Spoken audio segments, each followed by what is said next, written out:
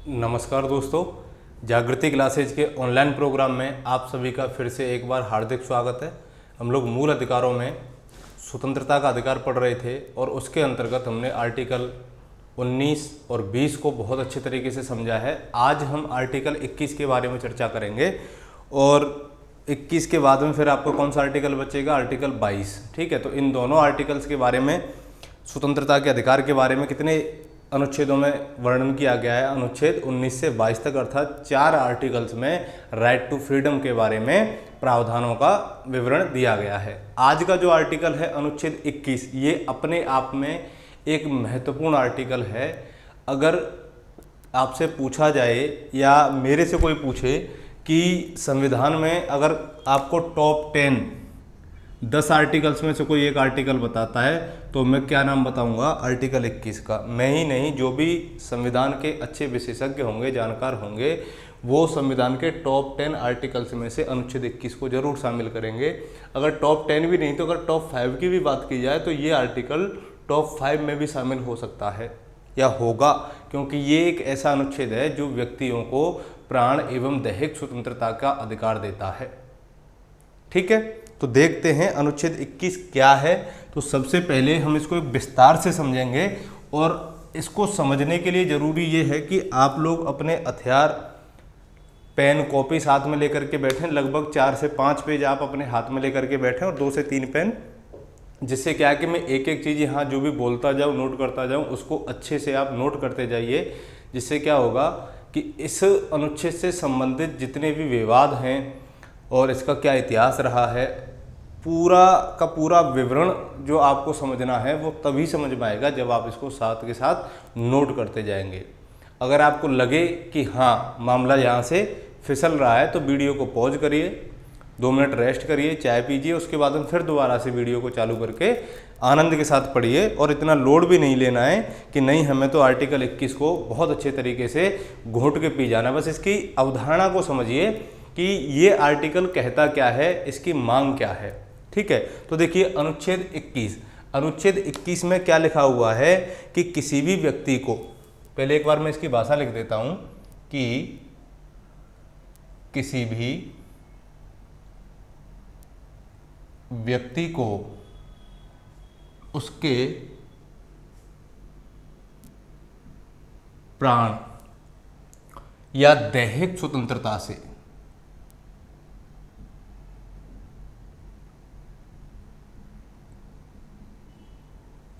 प्राण या दैहिक स्वतंत्रता से विधि द्वारा स्थापित प्रक्रिया द्वारा ही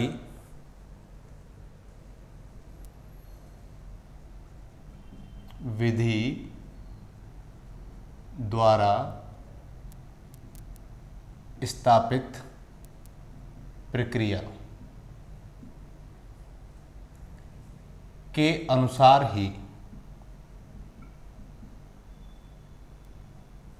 क्या किया जाएगा, के अनुसार ही वंचित किया जाएगा,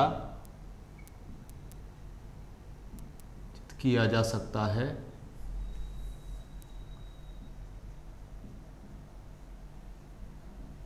अन्यथा नहीं। तो देखो इसमें 2 वर्डों पर ध्यान देना। एक तो ये व्यक्ति को किससे, उसके प्राणों से और उसकी दैहिक स्वतंत्रता से, यानी कि पर्सनल लिबर्टी से कब वंचित किया जाएगा, तब वंचित किया जाएगा जब ऐसा कोई कानून, यानी कि संविधान में कोई ऐसा कानून बनाया गया हो जिसमें वो रीति, वो विधि बताई हो कि इस विधि के माध्यम से हम किसी व्यक्ति को उसके प्राणों से वंचित कर सकते हैं या उसके दैहिक स्वतंत्रता से वंचित कर सकते हैं। तो देखिए यहाँ पर व्यक्ति शब्द का प्रयोग हुआ है और व्यक्ति का मतलब क्या है कि आर्टिकल 21 में जितने भी अधिकार हैं ये केवल भारतीय नागरिकों को प्राप्त नहीं है, अर्थात ये नागरिकों के साथ साथ किन को प्राप्त हैं, विदेशी नागरिकों को भी प्राप्त हैं, या कह सकते हैं अनागरिकों को भी प्राप्त हैं। तो ये अधिकार अपने आप में क्या है कि भारतीयों के साथ साथ ये विदेशी व्यक्तियों को भी प्राप्त हैं। अब इसमें एक वर्ड दिया गया आपका, विधि द्वारा स्थापित प्रक्रिया। तो इसको समझते हैं। इसके ऊपर काफ़ी विवाद रहा है भारतीय संविधान में, सर्वोच्च न्यायालय और संसद के मध्य में, और काफ़ी जितने भी संविधानविद हैं, संविधान विशेषज्ञ हैं, तो देखते हैं कि विधि द्वारा स्थापित प्रक्रिया क्या है और यथोचित विधि प्रक्रिया क्या है। यहाँ हम दो शब्दों को साथ लेकर के चलेंगे। एक तो है आपकी प्रोसीजर एस्टैब्लिश बाय लॉ, मैं इसको शॉर्ट में लिख रहा हूं यहां पर, प्रोसीजर एस्टैब्लिश, ठीक है, बाय लॉ। और एक होता है आपका due process of law, due process of law, जिसका हिंदी मीन्स होता है यथोचित विधि प्रक्रिया, और प्रोसीजर एस्टैब्लिश्ड बाय लॉ का मीन्स होता है विधि द्वारा स्थापित प्रक्रिया। तो अनुच्छेद 21 में क्या दे रखा है आपका, विधि द्वारा स्थापित प्रक्रिया दे रखी है। तो देखिए इन दोनों का मतलब क्या है। ये जो प्रोसीजर एस्टैब्लिश्ड बाय लॉ है, विधि द्वारा जो स्थापित प्रक्रिया है, ये कहाँ चलती है, ब्रिटेन में चलती है। यानी कि ब्रिटेन के संविधान में अगर वहाँ की संसद कोई ऐसी विधि बना दे जिससे व्यक्ति के प्राणों को क्या किया जा सकता है, छीना जा सकता है, या उसकी दैहिक स्वतंत्रता को छीना जा सकता है, तो वो विधि क्या होगी, सर्वमान्य होगी। क्यों होगी, क्योंकि ब्रिटेन में संसद क्या है, सर्वोच्च है। संसद की सर्वोच्चता है, ठीक है। यहाँ की न्यायपालिका संसद की अपेक्षा क्या है, कमजोर है। यानी कि वो सिर्फ इस प्रक्रिया को देखती है कि अगर कोई कानून बना है, क्या वह उस रीति से बना है जिस रीति का उल्लेख उनके संविधान में किया गया है। वहाँ पर यह नहीं देखा जाता है कि अगर किसी व्यक्ति के प्राणों को छीनने के लिए अगर ब्रिटेन की संसद ने कोई ऐसा कानून पारित कर दिया जो नैसर्गिक न्याय, प्राकृतिक न्याय के सिद्धांतों के खिलाफ हो, तो वहाँ की न्यायपालिका इस तरीके के कानूनों की जांच नहीं कर सकती। तो इसीलिए वहाँ सबसे सर्वोच्च कौन हो गया, संसद सर्वोच्च हो गई। यहाँ कहने का मतलब ये है विधि द्वारा स्थापित प्रक्रिया में कि यदि विधि के अनुसार प्रक्रिया निहित की गई है तो उस प्रक्रिया के अनुसार व्यक्तियों के प्राण एवं दैहिक स्वतंत्रता से क्या किया जा सकता है, वंचित किया जा सकता है। ठीक है। तो अब यहाँ एक बात ध्यान रखना कि ब्रिटेन में नागरिकों को जो प्राण और दैहिक स्वतंत्रता का अधिकार दिया गया है वो केवल कार्यपालिका के आधार पर, यानी कि अगर कार्यपालिका कोई ऐसा आदेश जारी करती है जिससे किसी व्यक्ति को प्राणों से वंचित किया जा सकता है, तो वहाँ की न्यायपालिका कार्यपालिका के आदेशों की क्या कर सकती है, जांच कर सकती है। लेकिन अगर विधायिका ने इस तरीके का कोई कानून या विधि पारित की है तो वहाँ की न्यायपालिका विधायिका के कानूनों की जांच नहीं कर सकती। ये क्या होती है, विधि द्वारा स्थापित प्रक्रिया। क्या होगी, विधि द्वारा स्थापित प्रक्रिया। तो देखिए यहाँ की जो न्यायपालिका है ब्रिटेन की, ये क्या करेगी, सिर्फ कार्यपालिका ने अगर कोई आदेश जारी किया है और ऐसा आदेश जो व्यक्तियों को उसके प्राणों से वंचित करता है, तो वो आदेश क्या हो जाएगा, अपने आप में असंवैधानिक घोषित हो जाएगा। क्यों, क्योंकि यहाँ की जो न्यायपालिका है उसको कार्यपालिका के आदेशों को जांचने की शक्ति प्राप्त है, उसका जुडिशियल रिव्यू करने की शक्ति प्राप्त है। लेकिन अगर विधायिका इस तरीके का कोई क्या करती है, इस तरीके की कोई विधि बनाती है और उस विधि में क्या दे रखा हो कि किसी व्यक्ति को किससे वंचित करना है, प्राण एवं दैहिक स्वतंत्रता से वंचित करना है,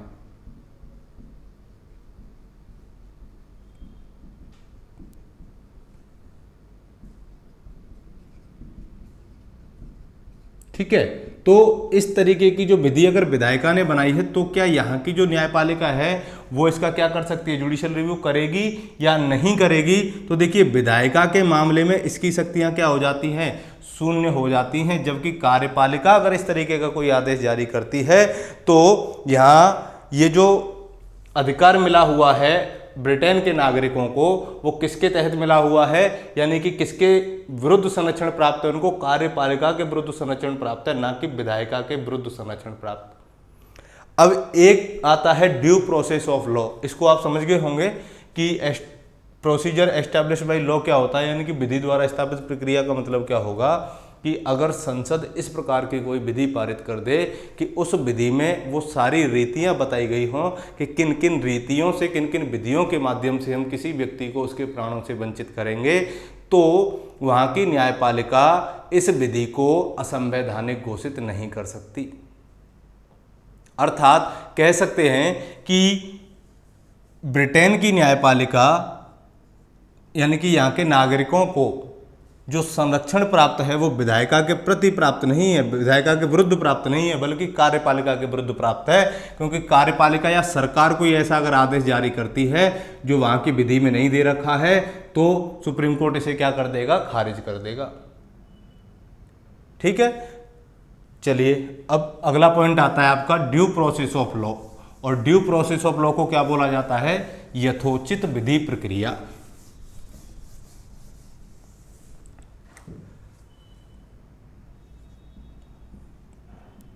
इसका मीन्स क्या होता है, यथोचित विधि प्रक्रिया, ड्यू प्रोसेस ऑफ लॉ। देखिए ये जो अवधारणा चलती है ये चलती है अमेरिकी संविधान में, और अमेरिका के मूल संविधान में इसको शामिल नहीं किया गया था। अर्थात वहाँ समय समय पर क्या हुआ, संशोधन हुए, और इसको कौन से संविधान संशोधन, 5वें संविधान संशोधन तथा 14वें संविधान संशोधन के माध्यम से क्या किया गया, संविधान में शामिल किया गया। और इसके तहत क्या विवरण दिया गया कि कोई भी व्यक्ति यथोचित विधि प्रक्रिया के बिना अपनी दैहिक स्वतंत्रता से वंचित नहीं किया जाएगा। वहाँ तो क्या था, विधि द्वारा स्थापित प्रक्रिया के बिना किसी भी व्यक्ति के प्राणों को नहीं छीना जाएगा। यहाँ इन्होंने उल्लेख कर दिया कि किसी भी व्यक्ति को उसकी प्राण एवं दैहिक स्वतंत्रता के अधिकार को यथोचित विधि प्रक्रिया के द्वारा ही वंचित किया जा सकता है, अर्थात नहीं किया जा सकता। अब इसका अर्थ क्या है, पहला अर्थ तो ये है कि जो विधि किसने बनाई, संसद ने बनाई, यानी कि प्राण छीनने से संबंधित जो विधि है वो किसके द्वारा पारित होनी चाहिए, संसद द्वारा पारित होनी चाहिए। ठीक है, पहली शर्त क्या हो गई, पहला अर्थ क्या निकलेगा इसका कि जो विधि बनाई जा रही है वो विधि किसके द्वारा पारित हो, संसद के द्वारा पारित हो। दूसरी शर्त होगी इसकी, अगर अर्थ की बात करें, कि जो विधि संसद ने बनाई है वह न्याय के मूल सिद्धांतों के अनुरूप होनी चाहिए। क्या होनी चाहिए, न्याय के मूल सिद्धांतों के अनुरूप होनी चाहिए।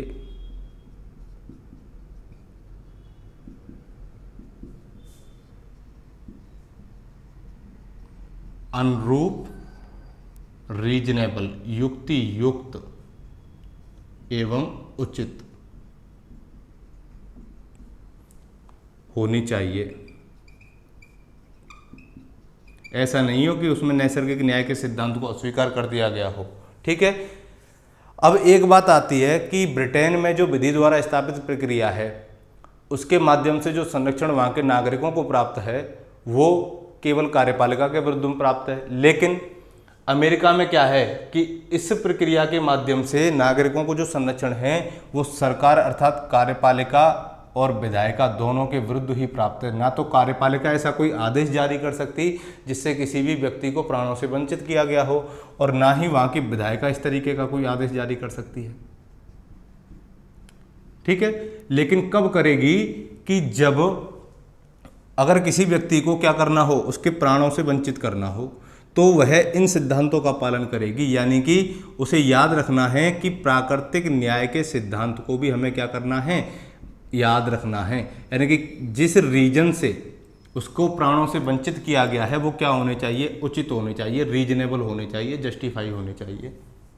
तभी हम किसी व्यक्ति को क्या कर सकते हैं, प्राणों से वंचित कर सकते हैं।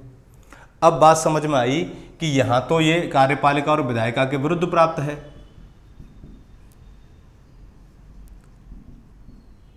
इंग्लैंड में किसके विरुद्ध प्राप्त था, केवल कार्यपालिका के विरुद्ध प्राप्त था।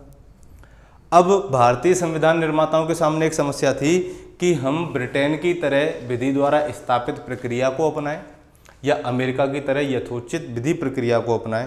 तो आपको एक बात याद रखना है कि जब भारतीय संविधान का ड्राफ्ट पेश किया गया था संविधान सभा में, तो वहाँ अनुच्छेद 21 में यथोचित विधि प्रक्रिया को यानी कि ड्यू प्रोसेस ऑफ लॉ को शामिल किया गया था,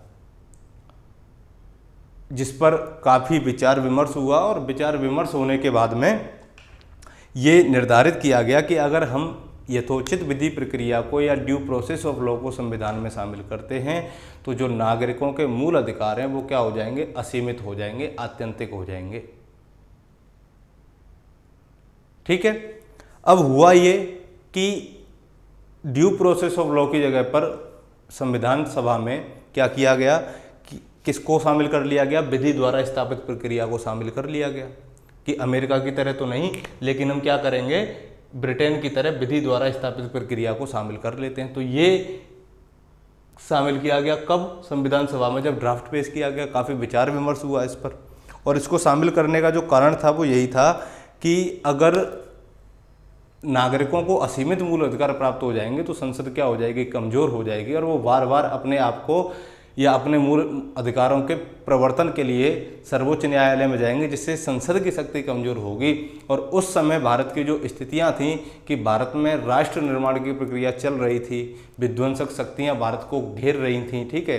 तो इस तरह की समस्याओं से निपटने के लिए, लोगों को ज़्यादा असीमित शक्तियाँ न देने के लिए संविधान सभा ने अंतिम निर्णय ये लिया कि हम विधि द्वारा स्थापित प्रक्रिया को अपनाएंगे, ठीक है। और न्यायपालिका भी ज़्यादा असीमित शक्तिशाली न हो जाए, इतनी शक्तिशाली न हो जाए कि उसकी शक्तियां ही असीमित हो जाएं। तो इन्होंने ध्यान रखा कि अगर संसद कोई विधि पारित करती है और न्यायपालिका ये कहकर के उसको खारिज कर देती है कि ये विधि प्राकृतिक न्याय के सिद्धांत के अनुरूप नहीं है या उसके खिलाफ है, तो संसद कोई विधि पारित कर ही नहीं पाएगी।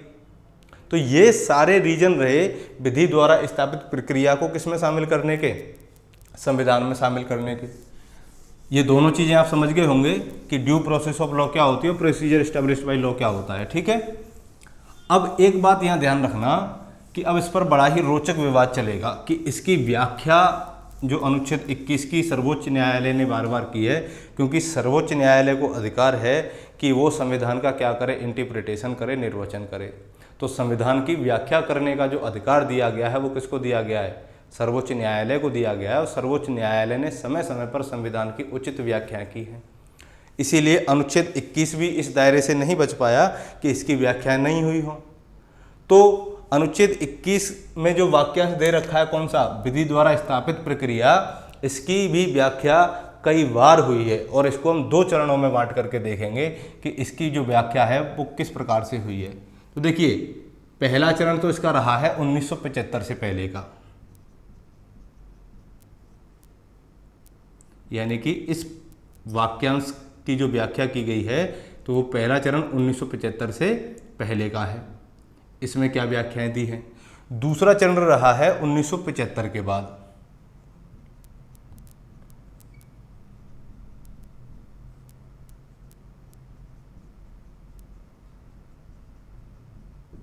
तो देखो, पहले चरण में सुप्रीम कोर्ट ने जो इसकी व्याख्या दी वो दी ब्रिटिश ढांचे के अनुसार,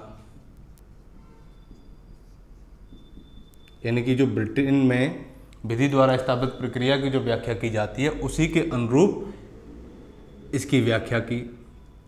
और कहा कि अनुच्छेद 21 केवल कार्यपालिका के विरुद्ध संरक्षण प्रदान करता है, ना कि विधायिका के विरुद्ध संरक्षण प्रदान करता है। अर्थात यदि संसद या विधानमंडल ये चाहे कि किसी व्यक्ति को उसके प्राणों से वंचित किया जा सकता है, चाहे उनके द्वारा बनाई गई विधि रीजनेबल नहीं है या नैसर्गिक न्याय या प्राकृतिक न्याय के सिद्धांतों के अनुरूप नहीं है, तो उस विधि को सर्वोच्च न्यायालय असंवैधानिक घोषित नहीं कर सकता।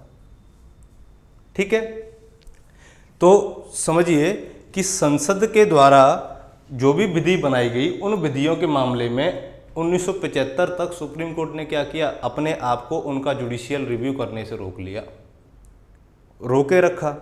और उस समय ऐसी परिस्थितियां भी नहीं आई थी। ठीक है, अब एक केस आया इसी मामले में।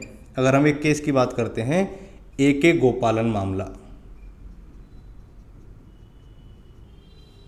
ए.के. गोपालन बनाम मद्रास राज्य 1950 में, 1950 में। देखिए, इस केस में अनुच्छेद 21 के बारे में सर्वोच्च न्यायालय ने कहा कि जो आर्टिकल 21 के तहत जो संरक्षण प्राप्त है वो संसद के खिलाफ संरक्षण प्राप्त नहीं है। सुप्रीम कोर्ट ने क्या आदेश दिया कि जो संरक्षण मिला हुआ है वो किसके खिलाफ मिला हुआ है कि कार्यपालिका अगर इस तरीके का या सरकार अगर इस तरीके का कोई आदेश पारित करती है तो उसके विरुद्ध केवल आर्टिकल 21 संरक्षण प्रदान करता है, ना कि विधायिका के द्वारा बनाई गई किसी विधि के।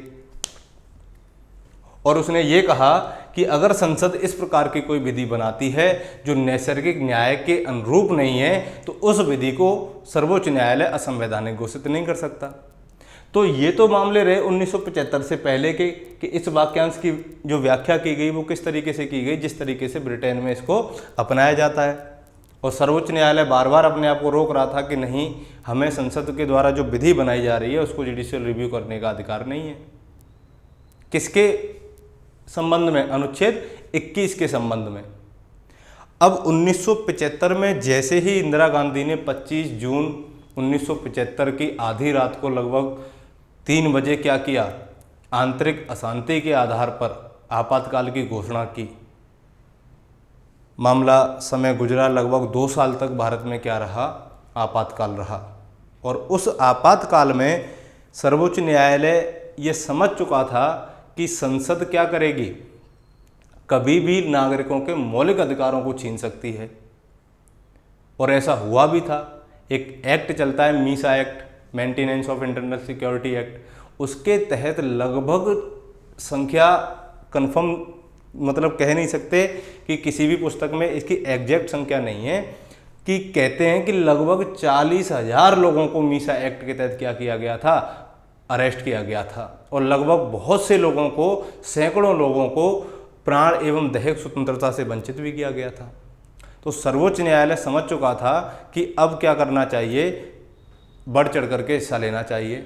अब इस मामले में सर्वोच्च न्यायालय की राय बदल गई और उसने ब्रिटेन के ढांचे के अनुसार इसकी व्याख्या नहीं दी और क्या किया, अमेरिकी संविधान में जो ड्यू प्रोसेस ऑफ लॉ है उसकी तरह इसकी व्याख्या दी। क्या व्याख्या थी देखते हैं। तो एक केस आया इसके बाद में, देखिए 1977 में चुनाव जीती मोरारजी देसाई की सरकार, जनता पार्टी की सरकार, ठीक है। तो उसके 1 साल बाद 1978 में एक केस आया मेनका गांधी, मेनका गांधी बनाम भारत संघ, ठीक है, 1978। तो इस केस में सर्वोच्च न्यायालय ने क्या किया कि यहां तो क्या था कि ये गोपालन केस में कि ये जो अधिकार है, ये जो संरक्षण मिला हुआ है वो किसके प्रति मिला हुआ, किसके विरुद्ध मिला हुआ है, कार्यपालिका के विरुद्ध मिला हुआ है। लेकिन इस केस में सर्वोच्च न्यायालय की राय बदल गई और उसने ए.के. गोपालन में जो मामला दिया था उसके निर्णय को पलट दिया और कहा कि अनुच्छेद 21 जो है, यानी कि अनुच्छेद 21 में जो वाक्यांश दे रखा है क्या, procedure of established by law, ये किसके अनुरूप है, ये ड्यू प्रोसेस ऑफ लॉ के अनुरूप है। यानी कि इन दोनों का जो अर्थ निकाला सुप्रीम कोर्ट ने, वो क्या निकाला कि इसका अर्थ और इसका अर्थ क्या है, एक समान है। अब सर्वोच्च न्यायालय ने क्या कर दिया, इसको चेंज कर दिया कि विधि द्वारा स्थापित प्रक्रिया वाक्यांश को यथोचित विधि प्रक्रिया का समानार्थक घोषित कर दिया और कहा कि इन दोनों की जो मूल भावना है वो एक है, हम इनको अलग अलग नहीं मान सकते। और आगे निर्णय दिया कि संसद अगर कोई विधि बनाती है, कौन, संसद अगर क्या बनाती है, कोई विधि बनाती है, तो ये विधि कैसी होनी चाहिए, प्राकृतिक न्याय के सिद्धांत के अनुरूप होनी चाहिए। अगर ये प्राकृतिक न्याय के सिद्धांत के अनुरूप नहीं है तो इसको क्या कर दिया जाएगा, असंवैधानिक घोषित कर दिया जाएगा। ठीक है। तो अगर वर्तमान की बात की जाए कि वर्तमान में जो विधि द्वारा स्थापित प्रक्रिया है इसका क्या अर्थ लिया जाता है या इसके माध्यम से किसके विरुद्ध संरक्षण प्राप्त है, तो आप कहना कि वर्तमान में अनुच्छेद 21 हमें कार्यपालिका और विधायिका दोनों के विरुद्ध ही संरक्षण प्रदान करता है, जैसा संरक्षण अमेरिकी नागरिकों को अमेरिकी संविधान द्वारा मिला हुआ है।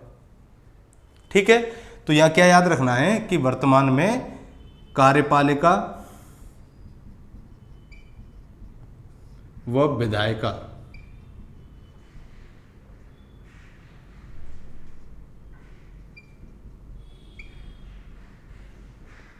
के विरुद्ध, यानी कि ना तो संसद ऐसी कोई विधि बना सकती जिससे नागरिकों को उसके प्राणों से प्राकृतिक सिद्धांत के न्याय के खिलाफ जाकर के क्या किया जा सके, वंचित किया जा सके, और ना ही कार्यपालिका ऐसा आदेश जारी कर सकती है। तो अब कह सकते हैं कि सर्वोच्च न्यायालय की 1975 के बाद में धारणा बदल गई और उसने AK गोपालनवाद के निर्णय को पलटते हुए मेनका गांधी मामले में अपना निर्णय सुनाया। इस मामले की खासियत यह है कि इस केस में मेनका गांधी तो हार गई थी लेकिन देश जीत गया था, ठीक है, और देश में ये बदलाव हो गए। तो ये बात आपकी समझ में आई कि इसकी व्याख्या सर्वोच्च न्यायालय ने किस आधार पर की। और उसके बाद में संसद को अब ये ध्यान रखना आवश्यक हो गया कि किस तरीके से क्या किया जाए, विधि बनाई जाए और उस विधि में प्राकृतिक न्याय के सिद्धांत को भी लागू किया जाए। अगर मान लीजिए संसद ऐसी कोई विधि पारित कर दे कि भारत में किसी भी व्यक्ति को सांस लेने का अधिकार नहीं है, तो सांस लेने का जो अधिकार है वो क्या है, प्राकृतिक अधिकार है, नैसर्गिक न्याय है। तो इसको सर्वोच्च न्यायालय क्या कर सकता है, असंवैधानिक घोषित कर सकता है, अवैध घोषित कर सकता है, ठीक है। चलिए आगे बढ़ते हैं।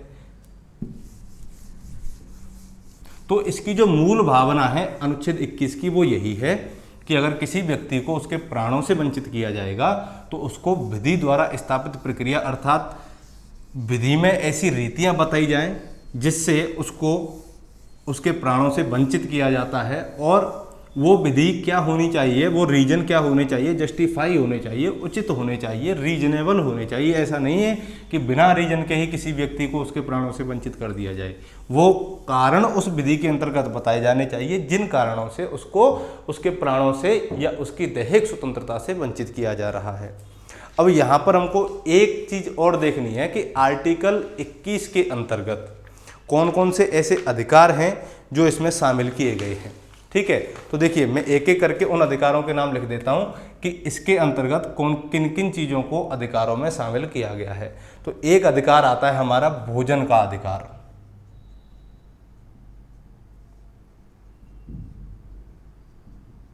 यानी कि भोजन करने का जो अधिकार है ये कैसा है, प्राण एवं दैहिक स्वतंत्रता के अधिकार के अंतर्गत आता है।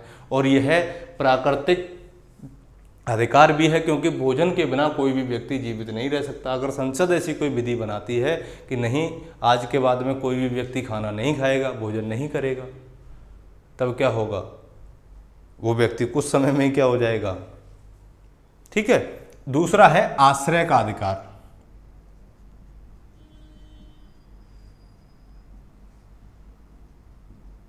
और ये सारे अधिकार किसमें निहित हैं, प्राण एवं दैहिक स्वतंत्रता के अधिकार में निहित हैं। अगला आता है आपका स्वास्थ्य का अधिकार।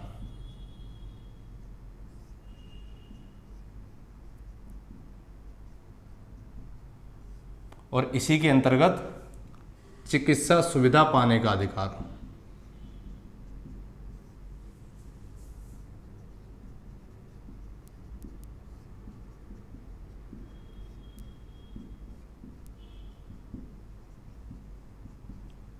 ठीक है। इसके बाद में बिजली पाने का अधिकार, ये भी क्या है, आर्टिकल 21 के तहत प्राण एवं दैहिक स्वतंत्रता के अंतर्गत निहित अधिकार है, बिजली पाने का अधिकार।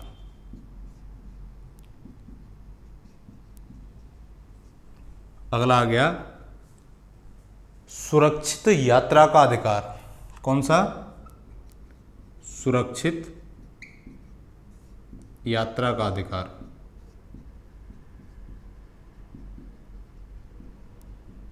ठीक है। एक आता है आपका विदेश जाने का अधिकार।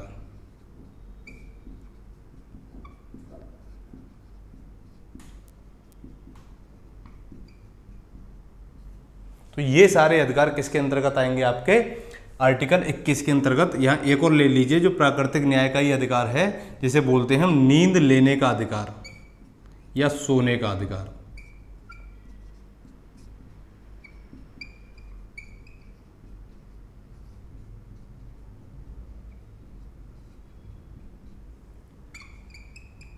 ये सोना वो नहीं है, सोना खरीदना। यहाँ नींद का मतलब होता है कि कोई भी व्यक्ति कम से कम गरिमापूर्ण जीवन जीने के लिए, मानसिक तनाव को दूर करने के लिए 6 से 7 घंटे की उसको पर्याप्त नींद मिलनी चाहिए। अगर कोई व्यक्ति इसके इस अधिकार को छीनता है तो वो इसके प्रवर्तन के लिए कहाँ जा सकता है, न्यायालय जा सकता है। ठीक है। इसके अलावा और भी अधिकार हैं जो आर्टिकल 21 में शामिल किए गए हैं, जैसे एकांत का जो अधिकार है। ठीक है। एकांत का अधिकार, ये किसके अंतर्गत शामिल है? आपका अनुच्छेद 21 के अंतर्गत शामिल है। और एकांत के अधिकार में ये निहित है कि अगर कोई व्यक्ति किसी व्यक्ति के फोन को टेप करता है तो वह एकांत के अधिकार का क्या माना जाएगा? उल्लंघन माना जाएगा। तो इसकी के अंतर्गत अगर कोई टेलीफोन टेप करना,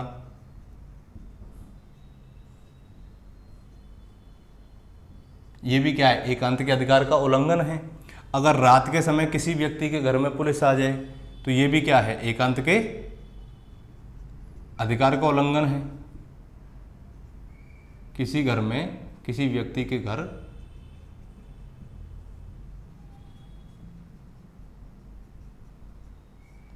पुलिस का आना, ये भी क्या हो गया?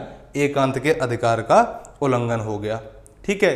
दूसरा है कि काम पर जो व्यक्ति जाते हैं, यानी कि अनुच्छेद 19 के तहत जो आजीविका का अधिकार हमारे नागरिकों को मिला हुआ है, उस आजीविका के अंतर्गत न्यूनतम मजदूरी से अगर कोई व्यक्ति, न्यूनतम मजदूरी से कम लागत पर अगर कोई व्यक्ति काम कर रहा है तो वो भी क्या माना जाएगा? अनुच्छेद 21 का उल्लंघन माना जाएगा। अर्थात अगर कोई मजदूर काम कर रहा है तो कम से कम उसको क्या मिलनी चाहिए?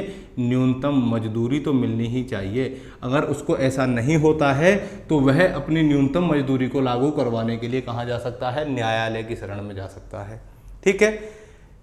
अब इसके बाद में कुछ अधिकार ऐसे हैं जिन पर हम थोड़ी सी विस्तार से चर्चा करेंगे। एक बार आप इनको नोट कर लीजिए और नोट करने के बाद में क्लियर हो जाएंगे और क्वेश्चंस यहीं से निकलेंगे कि बताइए ये किस आर्टिकल के तहत दिया गया अधिकार है। ठीक है। देखिए, मैं इसको यहाँ से अभी मिटा दे रहा हूँ और फिर धीरे धीरे आगे बढ़ते हैं।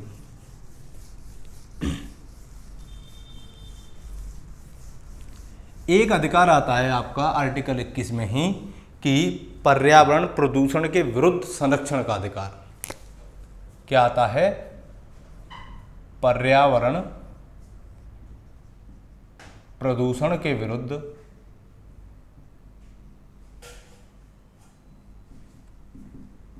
संरक्षण का अधिकार। अब देखिए, ये अधिकार अपने आप में बहुत बड़ा है, यानी कि भारत के समस्त नागरिकों को क्या मिलनी चाहिए? स्वच्छ हवा में सांस लेने का अधिकार होगा। और जहाँ पर्यावरण प्रदूषण है, यानी कि इसको कब शामिल किया गया, क्या इतिहास रहा इसका? तो देखिए, इतिहास क्या रहा कि पर्यावरण प्रदूषण के मामले में सर्वोच्च न्यायालय में एक केस आया 1991 में, MC Mehta case. MC Mehta versus union of India. ठीक है, यानी कि भारत संघ। और इस केस में जनहित याचिका दायर की गई, PIL दायर की गई और इन्होंने कहा कि आया कब था ये? 1991 में। ठीक है, 1991 में। और जनहित याचिका में इन्होंने कहा कि दिल्ली में जो डीजल और पेट्रोल के वाहन चल रहे हैं उनसे बहुत बड़े स्तर पर क्या हो रहा है? पर्यावरण का प्रदूषण हो रहा है। और इस प्रदूषण से रक्षा के लिए क्या किया जाए? कुछ प्रावधान किए जाएं। तो MC मेहता केस में क्या किया गया कि जो डीजल और पेट्रोल के वाहनों से वायु प्रदूषण होता है उसको रोका जाए और शुद्ध हवा में सांस लेना मुश्किल हो रहा है, और जो भारत के नागरिक हैं या कोई भी व्यक्ति है उसको स्वच्छ वातावरण में सांस लेने का अधिकार अनुच्छेद 21 के तहत दिया गया। प्राण एवं दैहिक स्वतंत्रता का अधिकार है। सर्वोच्च न्यायालय ने उनकी इस बात को माना भी और क्या किया? एक आदेश दिया। किसको? दिल्ली सरकार को, क्योंकि ये मामला भी कहाँ का था? दिल्ली का था। क्योंकि दिल्ली में जो पेट्रोल और डीजल के वाहन चल रहे थे उनसे बहुत ही बड़े स्तर पर वायु प्रदूषण हो रहा था। इसको रोकने के लिए ही इन्होंने किसकी शरण ली? सुप्रीम कोर्ट की शरण ली। और सुप्रीम कोर्ट ने दिल्ली सरकार को आदेश दिया कि आप क्या कीजिए कि 1989 में जो केंद्रीय मोटर वाहन अधिनियम है, केंद्रीय मोटर वाहन अधिनियम 1989 जो लागू किया गया था, उसके प्रावधानों को कठोरता से लागू कीजिए। तो दिल्ली सरकार ने ऐसा किया भी। और क्या क्या किया गया इसके बाद में कि जो 15 साल पुराने वाहन थे, यानी कि ऐसे डीजल पेट्रोल के वाहन जो 15 साल से अधिक पुराने हो गए थे उन पर क्या लगा दी गई, पाबंदी लगा दी गई। और जो केंद्रीय मोटर वाहन अधिनियम में जो बातें लिखी हुई थी, जो प्रावधान किए गए थे, उन प्रावधानों को कठोरता से लागू किया गया। इसके बाद में कुछ समय बाद यानी कि 4 से 5 साल बाद दोबारा से MC मेहता ने एक PIL दायर की।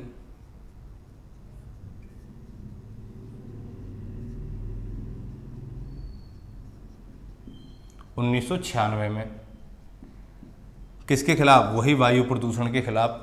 यहाँ तो क्या था कि जो डीजल पेट्रोल के वाहन थे उनके विरुद्ध इन्होंने PIL दायर की थी, और यहाँ पर इन्होंने क्या किया था कि दिल्ली के जो रिहायशी इलाके हैं उन रिहायशी इलाकों में जो कारखाने हैं उन कारखानों से बहुत ही बड़े स्तर पर वायु प्रदूषण हो रहा है।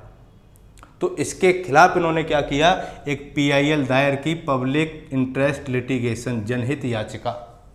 और इस जनहित याचिका में सुप्रीम कोर्ट से ये मांगा कि ऐसे कारखाने जो पर्यावरण को खतरनाक तरीके से क्या कर रहे हैं, प्रभावित कर रहे हैं, तो ऐसे कारखानों को पुनर्स्थापित करके गैर रिहायशी इलाकों में स्थापित किया जाए। ठीक है, तो सर्वोच्च न्यायालय ने भी क्या किया कि दिल्ली सरकार को आदेश दिया, फिर से आदेश जारी किया, और इस आदेश में कहा गया कि 30 नवंबर 1996 तक, कब तक, 30 नवंबर 1996 तक जो रिहायशी इलाकों में कारखाने स्थापित हैं उन कारखानों को क्या की जाए, गैर रिहायशी इलाकों में जमीन आवंटित की जाए। ठीक है, और दिल्ली सरकार ने ऐसा किया भी। ठीक, अब इसी केस में यानी कि अब ये कारखाने कहाँ स्थापित किए गए, गैर रिहायशी इलाकों में, यानी कि जहां जनसंख्या ज़्यादा नहीं रहती हो वहां पर अगर प्रदूषण हो तो उसका ज़्यादा प्रभाव वहां के लोगों पर नहीं पड़ता। ठीक है, तो रिहायशी इलाकों से पुनर्स्थापित कहाँ किए गए, इनको गैर रिहायशी इलाकों में। और सुप्रीम कोर्ट ने क्या आदेश दिया, अब देखिए इसी बेंच में जो निर्णय इस बेंच ने सुनाया था, इसी में एक जज थे कुलदीप सिंह, न्यायमूर्ति कुलदीप सिंह।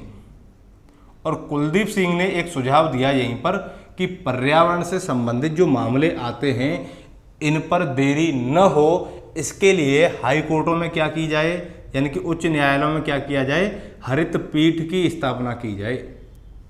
और इनके इस सुझाव के कारण क्या किया गया, हरित पीठ की स्थापना कहाँ की गई, उच्च न्यायालयों में की गई। और वो हरित पीठें पर्यावरण से संबंधित मामलों की सुनवाई करती हैं। इनका जो रीजन था इसका कि हरित पीठ क्यों स्थापित की जाए, इन्होंने कहा कि देश में जजों की संख्या कम है और बहुत सारे मामले पहले से ही पेंडिंग में पड़े हैं, तो पर्यावरण संरक्षण एक ऐसा मामला है जिस पर तुरंत कार्रवाई होनी चाहिए, तुरंत सुनवाई होनी चाहिए। इसके लिए ही इन्होंने क्या किया कि इस तरीके के जो विवाद हैं उनका जल्दी से जल्दी निपटारा हो, उसके लिए हरित पीठों की स्थापना की गई। तो अगर आपसे ये सवाल पूछा जाए कि भारत में हरित पीठ कब स्थापित की गई या किस व्यक्ति के सुझाव पर स्थापित की गई, तो न्यायमूर्ति कुलदीप सिंह के सुझाव पर। ठीक है, तो ये तो हो गई पर्यावरण प्रदूषण के विरुद्ध संरक्षण का अधिकार, और इसको सर्वोच्च वरीयता किस केस में मिली, MC मेहता केस में। पहली बार इन्होंने PIL कब दायर की, 1991 में। और डीजल पेट्रोल से संबंधित अभी भी केजरीवाल सरकार ने जो 15 साल पुराने डीजल पेट्रोल के वाहन थे उन पर रोक लगा दी। ठीक है, ऑड इवन वाला सिस्टम पर्यावरण प्रदूषण को या वायु प्रदूषण को कम करने के लिए केजरीवाल सरकार का एक सराहनीय कदम भी था कि ऑड इवन सिस्टम से क्या हुआ कि एक दिन तो ऑड नंबर की गाड़ियां चलेंगी और एक दिन इवन नंबर की, जिससे क्या होगा, वायु प्रदूषण कम होगा। अब वो ज़्यादा से ज़्यादा सार्वजनिक वाहनों के प्रयोग पर क्या कर रहे हैं, लोगों को जागरूकता फैला रहे हैं और उनको प्रोत्साहित कर रहे हैं कि आप निजी वाहनों का प्रयोग न करके क्या कीजिए, सार्वजनिक वाहनों का प्रयोग करिए, जिससे वायु प्रदूषण में क्या आएगी, कमी आएगी। और ये हुआ भी था, कई लोगों ने राजनीतिक स्तर पर उनकी इस पहल का काफ़ी मजाक भी उड़ाया था। ठीक है, लेकिन मजाक उड़ाने से क्या है, ज़मीनी स्तर पर अगर कोई काम देखा जाए तो वो लागू हो तो उसका प्रभाव दिखाई देता है। ठीक है, उसका क्रियान्वयन अगर उचित तरीके से किया जाए। अब एक अधिकार आता है हमारा, इसी में एक आर्टिकल जोड़ा गया, आर्टिकल 21A। ये तो था अनुच्छेद 19। अब 19 में ही एक अनुच्छेद जोड़ा गया, 19 क।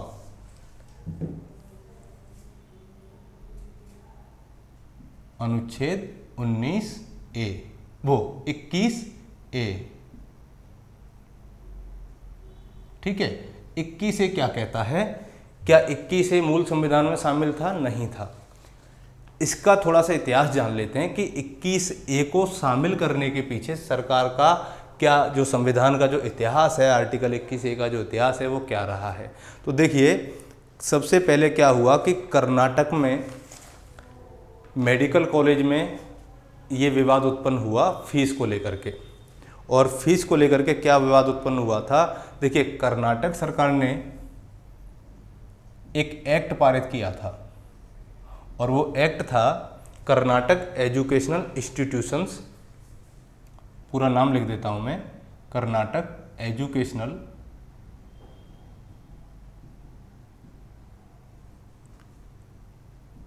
इंस्टीट्यूशंस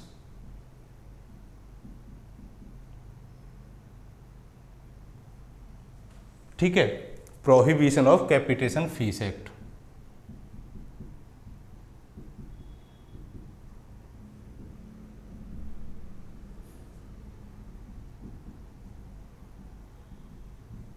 कैपिटेशन फी एक्ट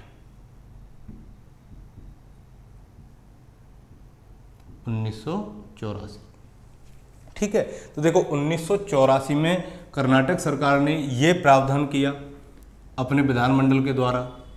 और इसमें क्या प्रावधान किए गए कि कर्नाटक के अंदर जितने भी प्राइवेट मेडिकल कॉलेज हैं,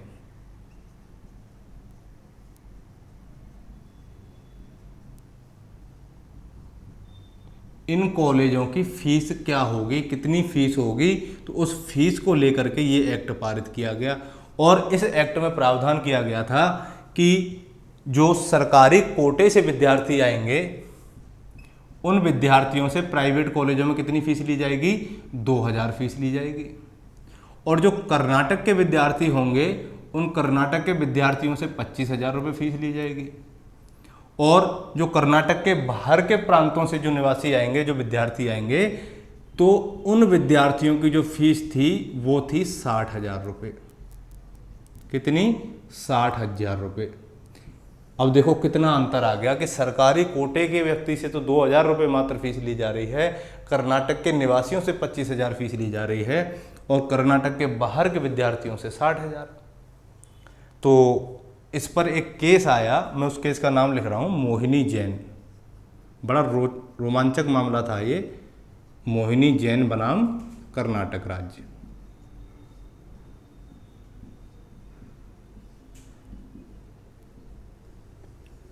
और ये केस आया था आपको 1992 में। और मोहिनी जैन स्वयं कर्नाटक की नहीं थी, ये कहाँ की निवासी थी? यूपी की, उत्तर प्रदेश की निवासी थी, मेडिकल स्टूडेंट थी। और इन्होंने सुप्रीम कोर्ट में रिट दायर की कि जो फीस ली जा रही है मेडिकल कॉलेजों से वो बहुत ज़्यादा है। और बहुत ज़्यादा का मतलब है कि शिक्षा का जो अधिकार अनुच्छेद 21 के तहत मूल अधिकार है, या कहते हैं कि प्राण एवं दैहिक स्वतंत्रता के अधिकार के अंतर्गत एक मूल अधिकार है, तो जो कॉलेजों के द्वारा इतनी फीस ली जा रही है वो इसका क्या कर रहे हैं? उल्लंघन कर रहे हैं। यानी कि कॉलेजों के द्वारा ली जाने वाली इतनी अधिक फीस विद्यार्थियों को क्या करता है? प्राण एवं दैहिक स्वतंत्रता के अधिकार से वंचित करना है। सुप्रीम कोर्ट ने इस मामले पर सुनवाई की और 2 जजों की पीठ बैठी। कितने जजों की? 2 जजों की पीठ बैठी इस पर। और इस 2 जजों की पीठ ने एक फैसला दिया कि कॉलेजों द्वारा जो कैपिटेशन फीस ली जा रही है, ये कैपिटेशन फीस संविधान के विरुद्ध है। तो उन्होंने क्या कर दिया? इसे संविधान असंवैधानिक घोषित कर दिया। यानी कि कैपिटेशन फीस जो ली जा रही थी,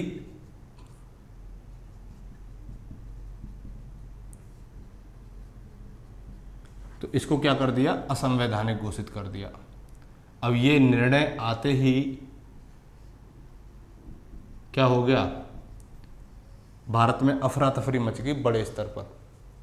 और अफरा तफरी इसलिए मची क्योंकि राज्य के पास इतने संसाधन नहीं थे कि वे प्रत्येक नागरिक को शिक्षा पाने के अधिकार यानी कि मूल अधिकार के तौर पर शिक्षा के अधिकार को गारंटी के रूप में प्रदान कर सके। दूसरी चीज, जितने भी प्राइवेट कॉलेज थे, निजी कॉलेज थे, उनके प्रबंधकों ने भी क्या कह दिया, कॉलेज चलाने से मना कर दिया, क्योंकि जब तक वो लाभ की स्थिति में नहीं आएंगे तब तक वो कॉलेज नहीं चलाएंगे। और इसके कुछ समय बाद में यानी कि 2 साल बाद में एक केस और आया, अभी हम इसी पर चर्चा कर रहे हैं, थोड़ा सा मिटा देता हूं मैं यहां से। आंध्र प्रदेश में, ये मामला कर्नाटक का था, अब एक केस आया आंध्र प्रदेश में, उन्नी कृष्णन केस। उन्नी कृष्णन बनाम आंध्र प्रदेश राज्य।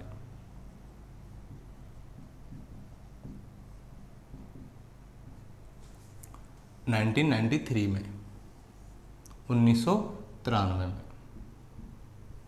1 साल बाद।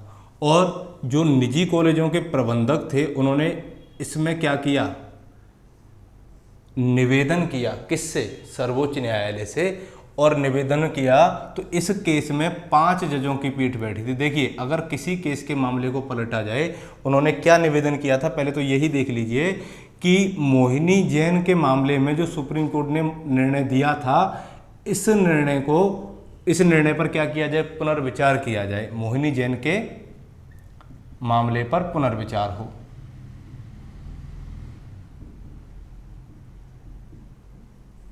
और देखिए, जब भी किसी निर्णय पर पुनर्विचार होता है तो उससे ज़्यादा जजों की ही पीठ बैठती है, ना कि कम जजों की। ठीक है, तो वहाँ मोहिनी जैन केस के मामले में 2 जजों की पीठ बैठी थी और यहाँ 5 जजों की पीठ बैठी। और 5 जजों ने क्या किया, इस पर पुनर्विचार किया, और पुनर्विचार ये किया कि मोहिनी जैन के मामले में जो निर्णय सुप्रीम कोर्ट ने पहले दिया था उसके कुछ मामलों को तो वैध ठहराया और कुछ मामलों को खारिज कर दिया। और ये कहा कि आर्टिकल 21 में जो शिक्षा का अधिकार एक मूल अधिकार है, वो सिर्फ 6 से 14 वर्ष की आयु के बच्चों पर लागू होता है, ना कि उच्च स्तर की शिक्षा में लागू होगा। ठीक है, तो अब इन्होंने क्या कर दिया कि जैसे ही 6 से 14 वर्ष के बच्चों को उस दायरे में लेकर के आए तो सरकार पर क्या बढ़ गया, दबाव बढ़ गया। और दबाव ये बढ़ने लगा कि 14 वर्ष तक के बच्चों के लिए निःशुल्क और अनिवार्य शिक्षा का प्रावधान करने का अधिकार किसके पास था, राज्य के पास था, कर्तव्य भी था राज्य का नीति निर्देशक तत्वों के माध्यम से। तो जैसे ही इन्होंने क्या फैसला दिया इसमें कि जो शिक्षा का मूल अधिकार है,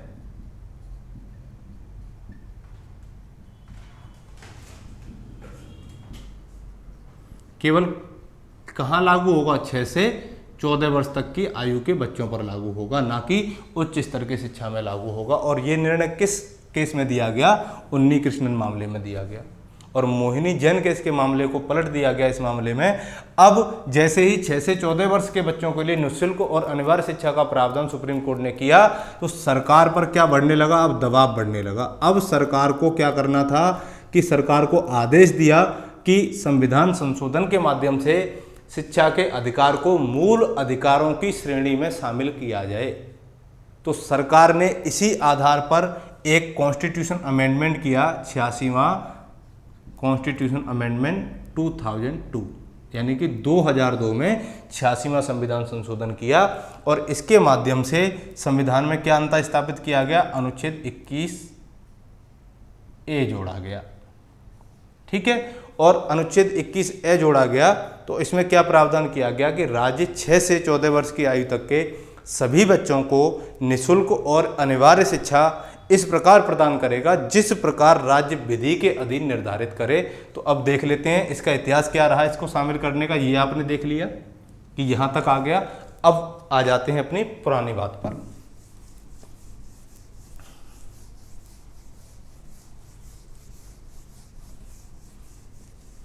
ठीक है, ये तो था आर्टिकल 21A को शामिल करने का इतिहास कि क्यों शामिल किया गया।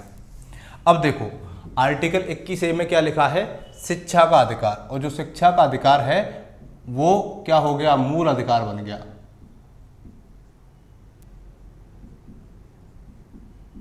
ठीक है, और ये शिक्षा का अधिकार कितने वर्ष के बच्चों के लिए है, 6 से 14 वर्ष के आयु के बच्चों के लिए। और कैसी शिक्षा होगी? निःशुल्क और अनिवार्य शिक्षा, ये भी याद रखना। निःशुल्क और अनिवार्य शिक्षा, ठीक। और ये किसके माध्यम से दी गई? यहां ये भी जोड़ लेना, 86वें कॉन्स्टिट्यूशन अमेंडमेंट 2002 के माध्यम से इसको संविधान में अंततः स्थापित किया गया। और इसमें 6 से 14 वर्ष के बच्चों के लिए निःशुल्क और अनिवार्य शिक्षा का प्रावधान किया गया। अब शिक्षा का जो अधिकार है वो क्या बन गया? मूल अधिकार बन गया।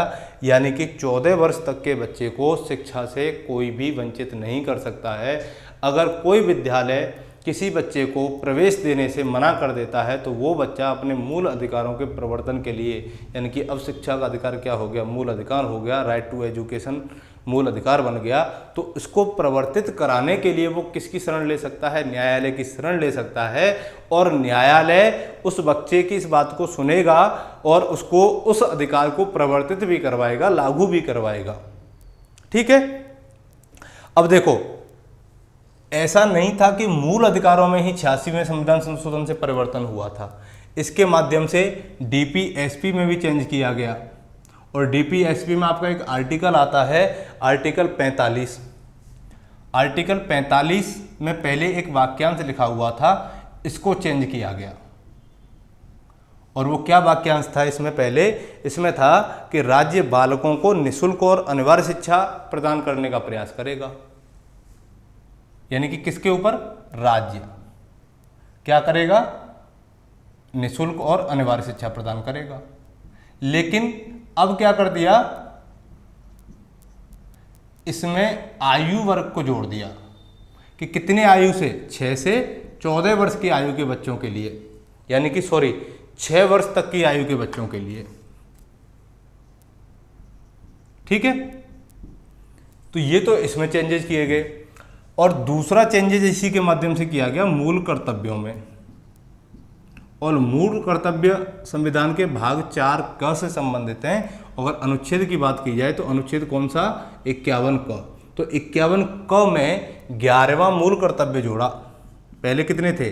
10 थे, फंडामेंटल ड्यूटीज, मूल कर्तव्य। तो 11वां मूल कर्तव्य जोड़ा और इसके माध्यम से प्रत्येक माता पिता, प्रत्येक अभिभावक या प्रत्येक संरक्षक, किसका? माता पिता, अभिभावक या संरक्षक का यह कर्तव्य होगा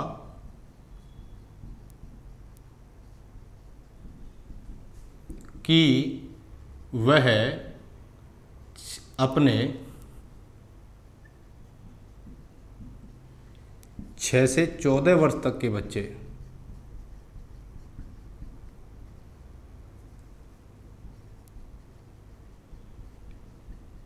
अनिवार्य शिक्षा प्रदान कराए।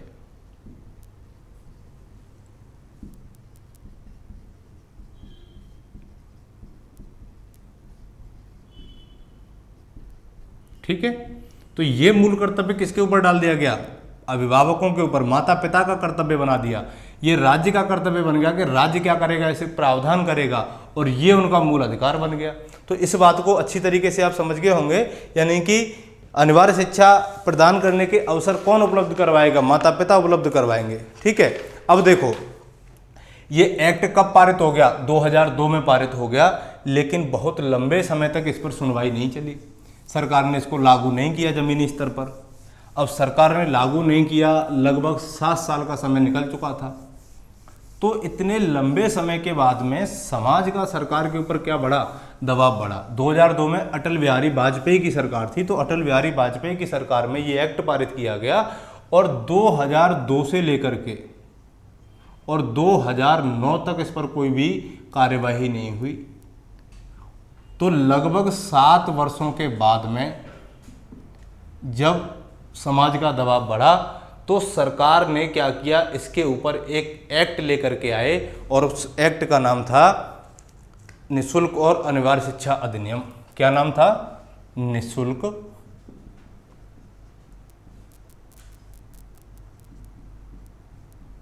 और अनिवार्य शिक्षा अधिनियम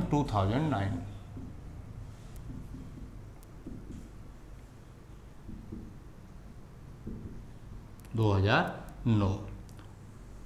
और तब से 6 से 14 वर्ष तक के बच्चों के लिए ये क्या बना दिया गया, कानूनी प्रावधान हो गया और इसको जमीनी स्तर पर लागू कर दिया गया। तो ये था आर्टिकल 21। अब इसमें एक बात और बचती है आपकी कि आर्टिकल 21 के निलंबन की, क्या आपातकाल के दौरान आर्टिकल 21 को निलंबित किया जा सकता है? तो 5 मिनट का और आपका टॉपिक बचा है, इसको देख लीजिए एक बार। आपात उद्घोषणा और अनुच्छेद 21 का आपस में क्या संबंध है?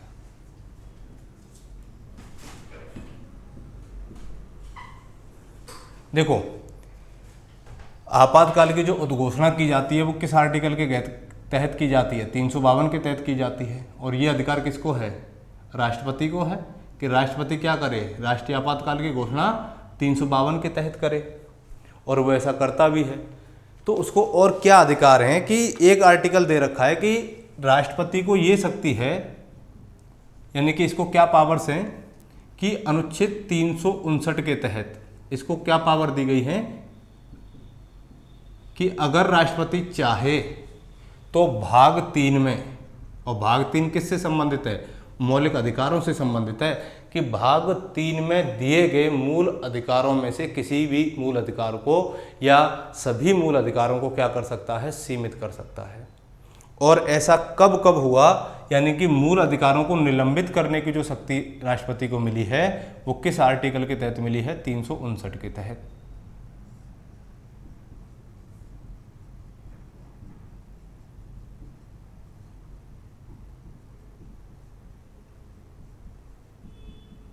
तो देखो, तो इस आधार पर मूल अधिकारों का पहली बार निलंबन कब किया गया? तो पहली बार निलंबन हुआ इसका 1962 में, जब भारत चीन का युद्ध हुआ था। किसका? भारत चीन का। दूसरी बार इसका निलंबन हुआ 1971 में, जब भारत पाक का युद्ध हुआ था। आर्टिकल 21 के निलंबन की बात चल रही है यहाँ पर। भारत पाक युद्ध हुआ, ठीक है। और तीसरी बार इसका निलंबन हुआ 1975 में, इंदिरा गांधी ने जब आंतरिक अशांति के आधार पर क्या लगाई थी? इमरजेंसी लगाई थी। तो उस आधार पर आर्टिकल 21 का तीसरी बार निलंबन हुआ। अब आंतरिक अशांति के आधार पर जब इमरजेंसी लगी 1975 में, तो कई लोगों को प्राण एवं दैहिक स्वतंत्रता से क्या किया गया था? वंचित किया गया था। और 1977 में जब जनता पार्टी का गठन हुआ और उसके जो प्रधानमंत्री पद के दावेदार थे मोरारजी देसाई, उनका चुनावी नारा था कि हम क्या करेंगे कि अनुच्छेद 21 के निलंबन को लेकर के संविधान में प्रभावी कदम उठाएंगे। और उनकी सरकार जब 1977 में जीत करके आई चुनाव, तब क्या किया उन्होंने? एक एक्ट, कॉन्स्टिट्यूशन अमेंडमेंट किया, 44वां संविधान संशोधन 1978 में। और इस संविधान संशोधन के माध्यम से उन्होंने अनुच्छेद 359 में संशोधन किया। और अनुच्छेद 359 में ये लिखा कि अगर राष्ट्रीय आपातकाल की घोषणा की जाती है तो राष्ट्रपति भाग 3 में दिए गए सभी मूल अधिकारों का निलंबन कर सकता है, लेकिन अनुच्छेद 20 और अनुच्छेद 21 का निलंबन नहीं कर सकता।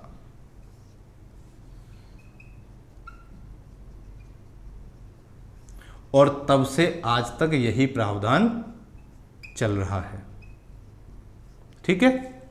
तो ये था आपका आर्टिकल 21 और अनुच्छेद 22 और शोषण के विरुद्ध अधिकार को लेकर के अगले वीडियो में चर्चा करेंगे। तब तक के लिए थैंक यू।